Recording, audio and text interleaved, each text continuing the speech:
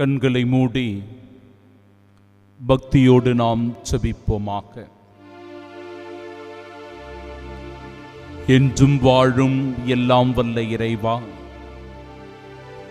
தவக்காலத்தின் முதல் ஞாயிறான இன்று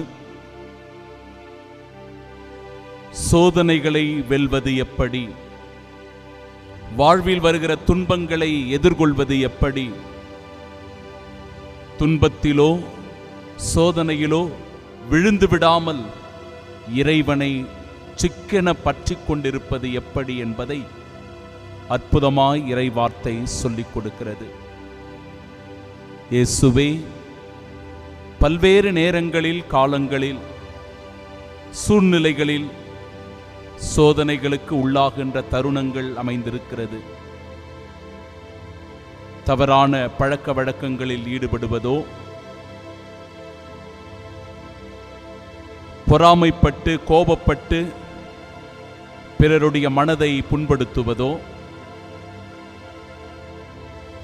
கடன் பிரச்சனைகளினாலோ, குடும்பத்தில் இருக்கிற குழப்பங்களினாலோ, சந்தேக எண்ணத்தினாலோ குடும்பத்தினுடைய நிம்மதியை, குடும்பத்தினுடைய அமைதியை சீர்குலைப்பதாலோ,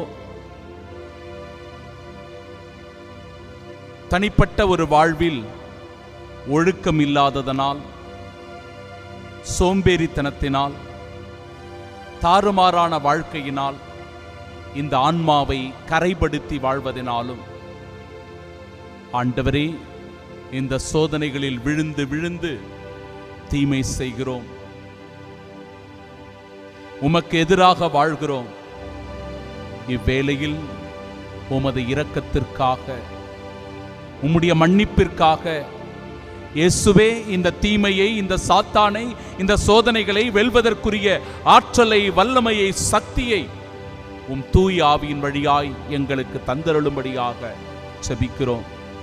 இந்த வார்த்தைகள் எங்களுடைய உள்ளத்தில் ஊடுருவி எங்களை திடப்படுத்த, எங்களை உறுதியூட்ட இயேசுவே, உம் அருட்துணையை வேண்டி மன்றாடி ஜெபிக்கின்றோம். ஆமென்.